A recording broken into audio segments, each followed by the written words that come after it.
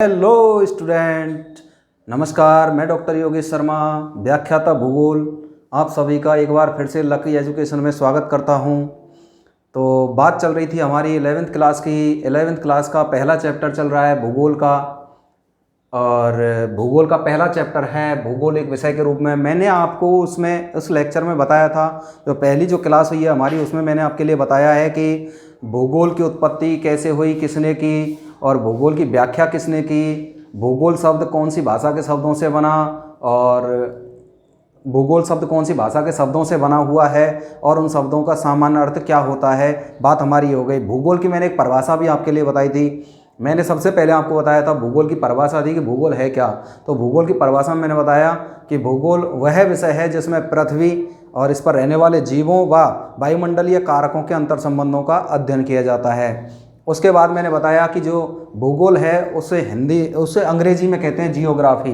क्या कहते हैं? जियोग्राफी मैंने आपके लिए बताया, और उसकी स्पेलिंग भी मैंने आपके लिए बताई है। तो जियोग्राफी की स्पेलिंग GEOGRAPHY, और ये अंग्रेजी भाषा का शब्द हो गया, मैंने आपके लिए बताया। उसके बाद बताया कि ये भूगोल इसे हिंदी में कहते हैं। और ये जो ज्योग्राफी शब्द है ये ग्रीक भाषा के दो शब्दों से बना हुआ है। ग्रीक भाषा के दो शब्दों से बना हुआ है। पहला था मैंने बताया जियो, और दूसरा था ग्राफोज। ग्राफोज या ग्राफिक्स मैंने आपको बताया था, ये दोनों ही ग्रीक शब्द हैं, ये ध्यान रखना। ग्रीक भाषा जो यूनानी जो भाषा है, यूनान की जो भाषा है उसे ग्रीक भाषा कहते हैं, मैंने आपके लिए बता दिया है। जियो का अर्थ पृथ्वी का था, पृथ्वी का, और ग्राफोज या ग्राफिक्स का अर्थ था वर्णन या अध्ययन करना। तो वर्णन या अध्ययन करना। और मैंने आपके लिए बताया कि भूगोल का सामान्यतः अर्थ होता है पृथ्वी का वर्णन करना या अध्ययन करना। और मैंने एक बात और भी बताई थी कि भूगोल में हम केवल और केवल पृथ्वी और पृथ्वी से संबंधित विविधताओं का ही अध्ययन करेंगे, पृथ्वी के बाह्य कारकों का अध्ययन करेंगे, उसके अलावा हम कुछ नहीं करने वाले हैं। फिर मैंने आपके लिए बताया था कि जियोग्राफी शब्द सबसे पहले दिया था हिकेटियस महोदय ने, इसीलिए इनको कहा था भूगोल के पिता। हिकेटियस महोदय को कहा गया था भूगोल के पिता कहा गया था। इनकी पुस्तक का नाम था जेस पेरियोडोस। जेस पीरियोडोस। तो ये इनकी हिकेटियस की पुस्तक थी, और इन्होंने सबसे पहले इस जियोग्राफी शब्द को इंट्रोड्यूस किया। सबसे पहले ये शब्द जो दिया था वो हिकेटियस ने दिया था, इसीलिए हिकेटियस को कहा था भूगोल के पिता। अब आगे चलते हैं। अब ये शब्द तो इन्होंने दे दिया, लेकिन ये इसको या व्याख्या नहीं कर पाए इसकी शब्द की, जियोग्राफी शब्द की।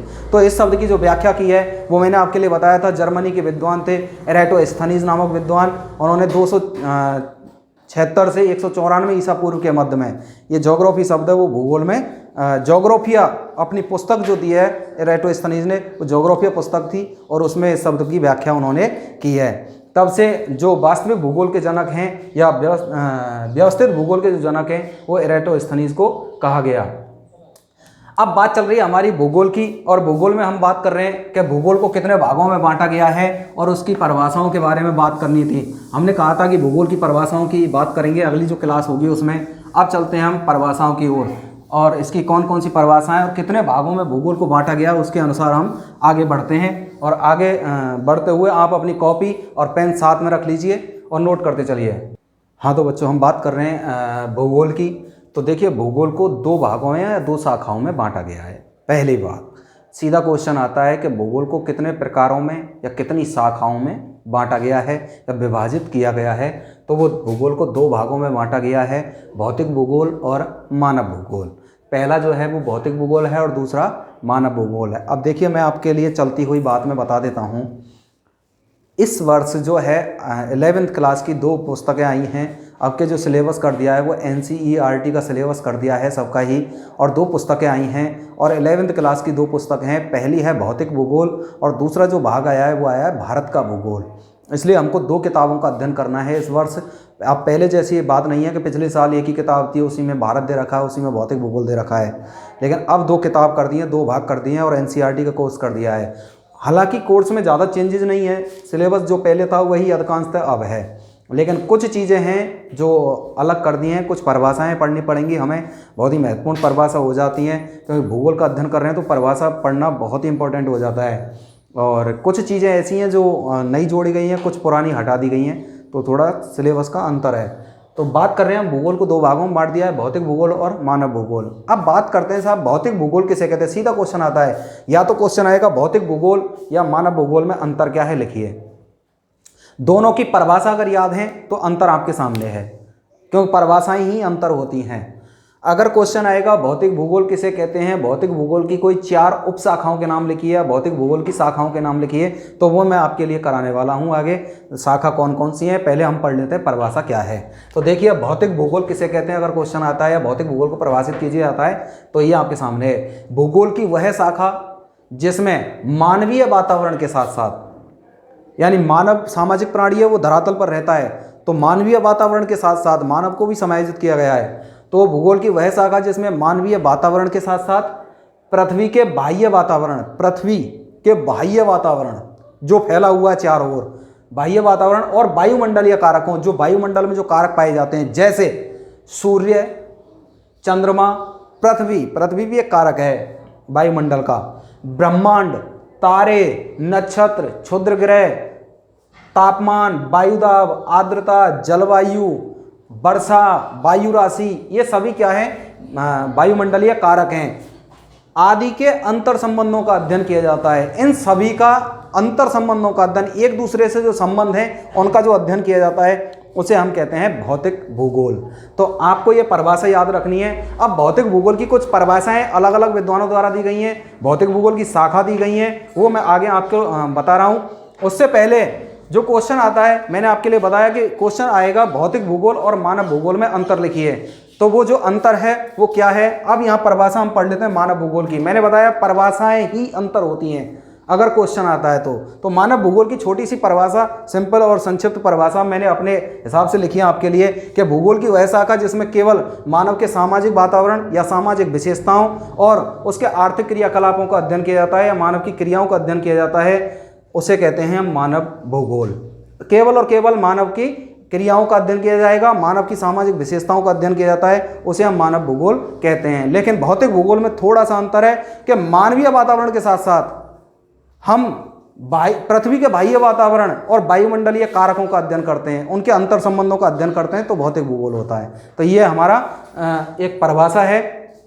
हाँ, तो बात कर रहे हैं हम भौतिक भूगोल की परिभाषाओं की, और वो किसी भी विद्वान का नाम देगा आपको और वो परिभाषा पूछ सकता है कि हार्टसोन के अनुसार भौतिक भूगोल को परिभाषित कीजिए, या लोवेक के अनुसार भौतिक भूगोल को परिभाषित कीजिए, या फिंची अट्टरबार्था के अनुसार भूगोल को परिभाषित कीजिए, या टोलेमी के अनुसार भूगोल को परिभाषित कीजिए, आर्थर होम्स के अनुसार भूगोल को परिभाषित कीजिए। आपसे किसी भी विद्वान का नाम वो लेकर के क्वेश्चन भी पूछ सकता है, या तो सीधा देगा भौतिक भूगोल से आप क्या समझते हैं, शाखाओं के नाम लिखिए, या वो आपको क्वेश्चन देगा कि साहब हार्टसोन के अनुसार भूगोल को परिभाषित कीजिए, भौतिक भूगोल को परिभाषित कीजिए।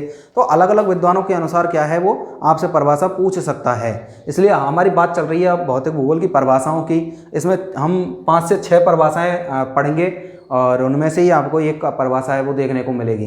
पहली जो परिभाषा दी है वो हार्टसोन ने दी है। सबसे जो सही परिभाषा मानी है और सबसे उचित जो परिभाषा मानी गई है वो हार्टसोन की मानी गई है। 1956 में इन्होंने एक पुस्तक लिखी थी और इनके पुस्तक का नाम था perspective on the nature of geography. Perspective on the nature of geography, ये 1956 में इन्होंने एक बुक लिखी थी, एक पुस्तक लिखी है, और उस पुस्तक में इन्होंने भूगोल की सही और तार्किक व्याख्या की है। और इस जो परिभाषा है इसको सबसे सटीक और महत्वपूर्ण माना गया है। और उन्होंने इस परिभाषा में दिया है, इन्होंने कहा है कि भूगोल पृथ्वी की सतह की, यानी भूगोल है वो पृथ्वी की सतह है, उस पर पाई जाने वाली विविधताओं, यानी उस पर कुछ विभिन्नताएं पाई जाती हैं, अलग अलग चीज़ों की विविधता पाई जाती हैं। कहीं ऊंची नीची मिलती है तो कहीं जल मिलता है, कहीं स्थल मिलता है, कहीं महासागर हैं तो कहीं द्वीप हैं, कहीं महाद्वीप हैं। तो विविधताओं के सही रूप में, क्रमबद्ध रूप में, एक ही क्रम में एवं तार्किक निरूपण की व्याख्या करता है। यानी उन पर कुछ जो बातें आती हैं कि ये सब जो विविधता पाई जाती है, किस किस चीज़ की विविधता पाई जाती हैं, इनमें कौन कौन से अंतर हमको देखने को मिलते हैं इन चीज़ों में। कहीं उच्चावच पाया जाता है, ऊंचे नीचे स्थान पाए, उच्चावच का मतलब क्या है, ऊंचे नीचे स्थान पाए जाते हैं। कहीं सागर हैं, कहीं महासागर हैं, कहीं धरातल है, कहीं आपके समुद्र हैं, कहीं आपके पर्वत हैं, पहाड़ हैं, कहीं मैदान हैं। तो ये चीज़ें जो हैं ये पृथ्वी की सतह पर कुछ विविधता पाई जाती हैं, विभिन्नताएं पाई जाती हैं। विविधता का अर्थ होता है विभिन्नताएं।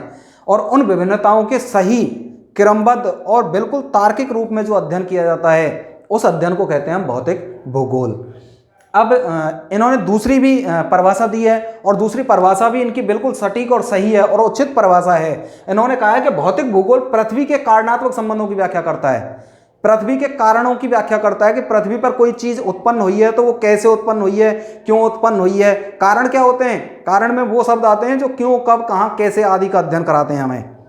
तो ये इसी चीज को कह रहे हैं कि भौतिक भूगोल पृथ्वी के कारणात्मक संबंधों की व्याख्या करता है, यानी कि पृथ्वी की उत्पत्ति कैसे हुई, कब हुई, पृथ्वी पर सागर हैं उनकी उत्पत्ति कैसे हुई, महाद्वीप हैं उनकी उत्पत्ति कैसे हुई, ये आपको आगे देखने को मिलेगा।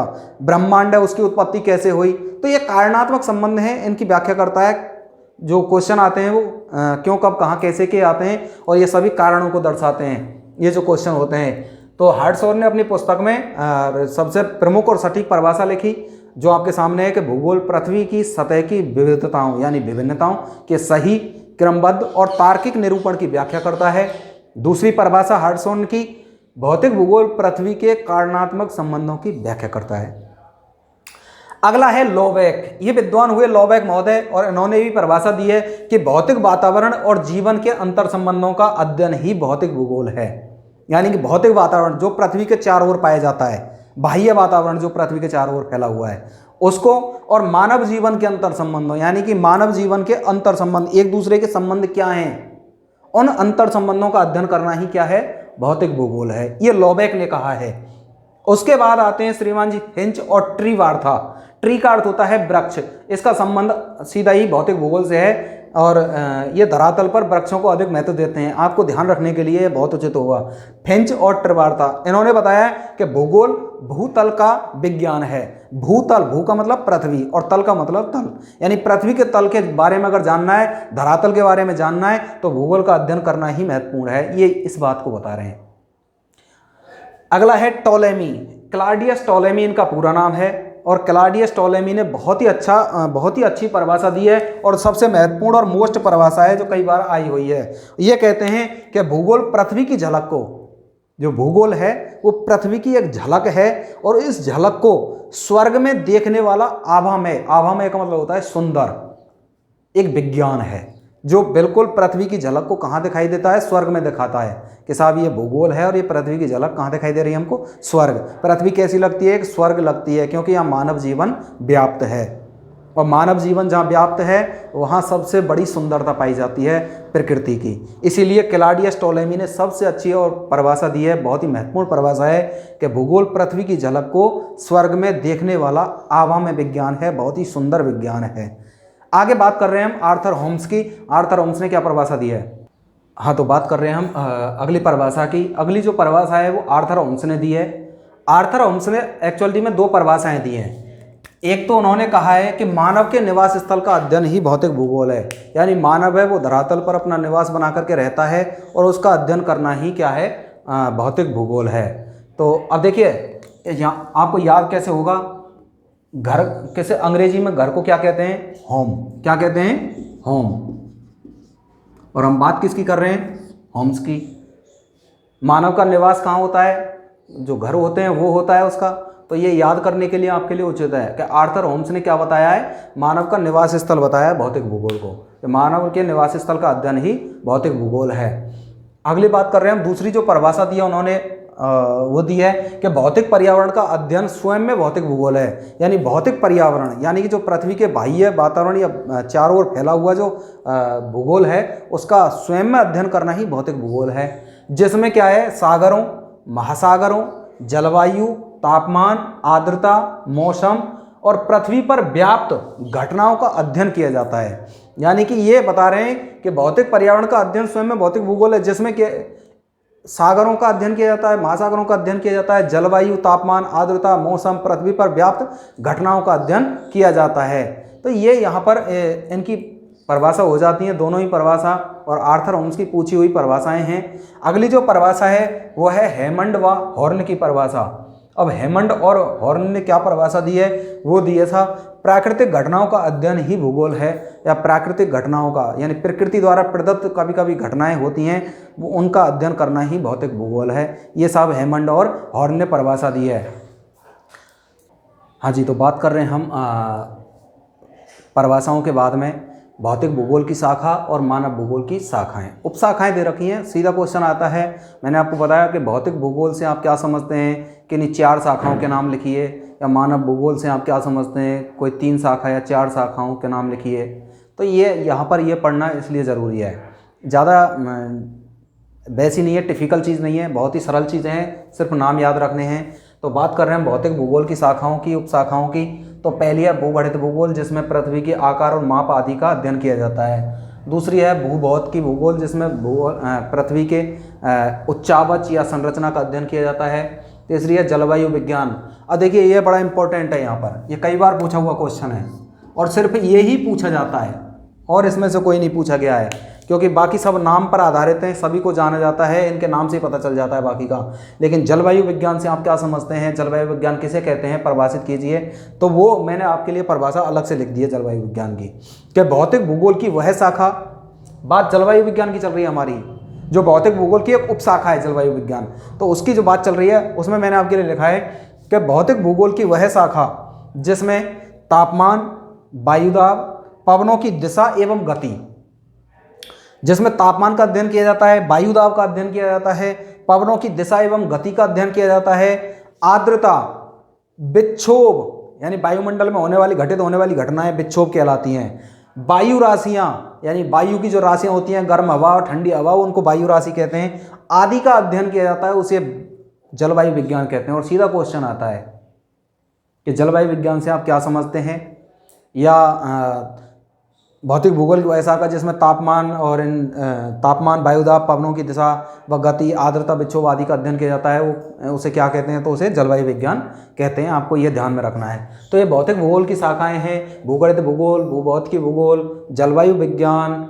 समुद्र विज्ञान, हिमनद विज्ञान। हिमनद का मतलब जो बर्फ पिघल करके जो नदियों का रूप धारण करती है वो हिमनद। मृदा विज्ञान, जिसमें मिट्टियों का अध्ययन किया जाता है। जैव विज्ञान, जिसमें जीवों की अनेक प्रजातियों का अध्ययन किया जाता है। पारिस्थितिकी या पर्यावरण भूगोल, पर्यावरण आप सभी जानते हैं, परि का मतलब चारों ओर आवरण, जो पृथ्वी के चारों ओर जो आवरण फैला हुआ पर्यावरण या पारिस्थितिकी कहलाता है। चित्रकला भूगोल, चिकित्सा भूगोल, चिकित्सा भूगोल के अंतर्गत जो चिकित्सीय जो ज्ञान होता है उसका अध्ययन किया जाता है। ऐसे ही मानव भूगोल की कुछ शाखाएं दे रखी हैं, और मानव भूगोल की पहली शाखा आर्थिक भूगोल, जिसमें मानव आर्थिक क्रियाकलाप करके अपने जीवकोपार्जन की क्रियाएं करता है, या अपना जीवन जीने की जो क्रिया करता है उसे आर्थिक भूगोल कहते हैं। सामाजिक भूगोल यानी जिसमें समाज का अध्ययन किया जाता है, समाज की विशेषताओं का अध्ययन किया जाता है, सामाजिक नियमों का अध्ययन किया जाता है। अगला है सांस्कृतिक भूगोल, जिसमें समाज में प्रचलित संस्कृतियों का अध्ययन किया जाता है, हमारे प्राचीन काल से चली आ रही संस्कृतियों का अध्ययन किया जाता है, सांस्कृतिक भूगोल कहलाती हैं। संसाधन भूगोल, जिसमें अनेक प्रकार के संसाधनों का वर्गीकरण और उनका उचित मूल्यांकन का अध्ययन किया जाता है। औद्योगिक भूगोल, जिसमें अनेक प्रकार के उद्योगों और उनकी वातावरणीय स्थिति का अध्ययन किया जाता है। परिवहन भूगोल, जिसमें परिवहन के साधनों का अध्ययन किया जाता है। अधिवास भूगोल, जिसमें मानव के निवास स्थलों का अध्ययन किया जाता है। ये 2 प्रकार के होते हैं। अधिवास भूगोल को 2 भागों में बांटा गया है, एक ग्रामीण अधिवास जो गांव होते हैं, और एक नगरीय अधिवास जो शहर या कस्बे होते हैं। अगला है सैन्य भूगोल, जिसमें सेना और उसके क्षेत्रों का अध्ययन किया जाता है, और राजनीतिक भूगोल, जिसमें राजनीति आदि का अध्ययन किया जाता है। तो ये इस प्रकार से मानव भूगोल की शाखाएं हो जाती हैं, ये भौतिक भूगोल की शाखाएं, और ये जलवायु विज्ञान की परिभाषा जो मैं आपके लिए बता चुका हूँ। इसलिए आप अभी आज के लिए इतना ही काफ़ी है आप सभी के लिए। आप पेन कॉपी लेकर के इनको नोट करते रहिए और रिवाइज करते रहिए समय समय पर, और आज के लिए इतना ही काफ़ी है। आपके लिए बहुत बहुत धन्यवाद।